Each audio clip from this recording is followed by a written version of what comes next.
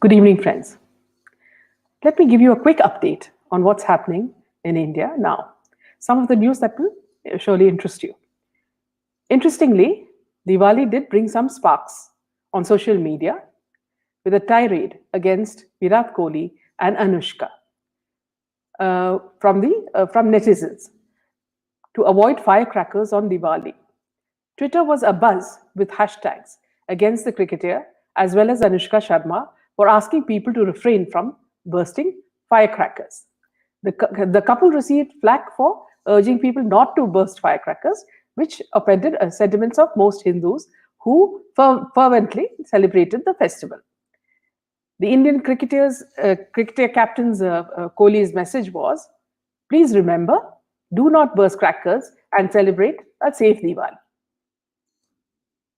Several social media users have trolled the Indian captain who is currently in Australia.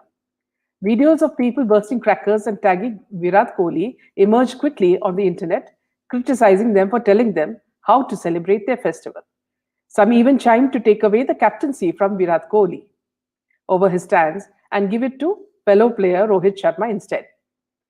The cricketer's video message was in line with the National Green Tribunal blanket ban, which is NGT, on firecrackers this Diwali, due to the alarming rise in air pollution. The Supreme Court had asked states to adhere to the NGT's guidelines on air pollution and firecrackers ahead of Diwali. The hashtag has recorded over 30,000 tweets in one day. His wife Anushka too has been facing anger for showing anti-Hindu culture and glorifying beef eating in few scenes in her production Patal Lok. People called out the narrative of the show and trended ban Patal Lok on Twitter. Meanwhile, on Arnab Goswami's front, the Mahavikas Agadi is still on a witch hunt against the Republic TV editor. Mumbai police have demanded Arnab Goswami to sign a bond for good behavior, invoking Section 108 of the Code of Criminal Procedure, CRPC. Assistant Police Commissioner Worli, Sudhir Jambavidikar, had demanded the signing of a bond to ensure good behavior. The Assistant CP exercised his power as an executive magistrate, which empowers him to demand security for good behavior from someone suspected of publishing communally sensitive materials.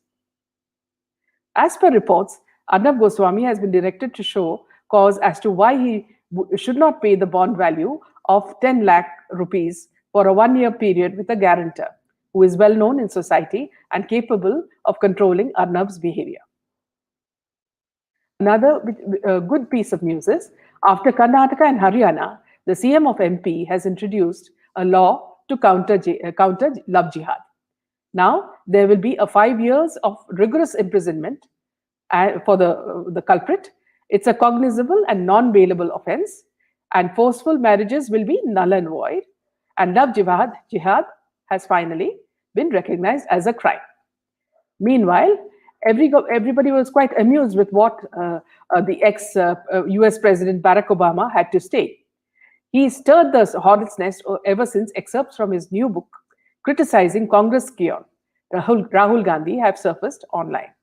The first volume of his 768-page memoir titled A Promised Land covers the first term of his presidency. Although he referred to Manmohan Singh as wise, thoughtful, and honest, Barack Obama stated that his rise to power was facilitated by Sonia Gandhi, who saw no threat to her son Rahul Gandhi from him. He says, in fact, he owed his position to Sonia Gandhi. More than one political observer believed that she'd chosen Singh precisely because an elderly Sikh with no national political base, he posed no threat to her 40-year-old son Rahul, whom she was grooming to take over the Congress party. This is what the former US president wrote. Meanwhile, with regards to Asif Basra, whose case I had shown in yesterday's video about the mystery behind his death, filmmaker Vivek Agnihotri has revealed how Asif Basra was bitter about Bollywood and how the Hindi film industry only accorded importance to big stars. The allegation was reminiscent of what Agnihotri and others said in the immediate aftermath of Sushant Singh's tragic death in June.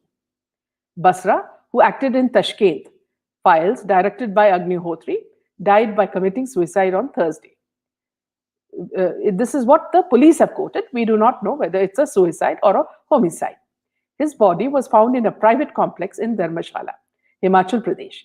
Curiously, Basra's co-star in Kai Poche, Sushant Singh Rajput, too died on 14 June. Two had died by hanging on 14 June.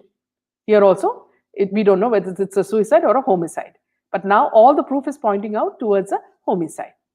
Meanwhile, in a major breakthrough in the Bollywood drug scandal case, the Narcotics Control Bureau has arrested an Australian citizen named Paul Bartel. He is the 26th accused arrested in connection to the case by the Central Investigative Agency. Bartel was interrogated for 6 hours by the NCB team. The investigative officials found that he was in touch with another arrested drug supplier from South Africa named Agistelios Demetriadis. It's a Greek name, so difficult to pronounce. Demetriadis is the brother of Gabriella, the girlfriend of Bollywood actor and model Arjun Rampal. Bartel, an architect by profession, used to live in Bandra in Mumbai. He also had bad connections with other businessmen in the construction industry. NCB discovered that Bartel used to buy drugs from Demetriadis. The officials are now probing whether he used to supply drugs as well to others in the Hindi film fraternity. According to Samir Wankade, Zonal Director of NCB, Bartel has been arrested in the same drug case as that of Riya Chakravarti and her brother Shovik Chakravarti for consumption and conspiracy under the Narcotic Drugs and Psychotropic Substances Act, which is the NDPS, in 1985. His house was also raided by the NCB, but no recoveries were made. Demetriadis was reportedly in touch with drug peddlers. He was arrested in connection to the Sushant Singh death case. Demetrius was the first foreigner to be arrested in the case last month. NCB had said that he was a part of the drug syndicate that supplied drugs and was in touch with other accused arrested in the case. Earlier, the anti-narcotic agency had searched the car residence of the accused, where one strip of alprazolam tablets was recovered.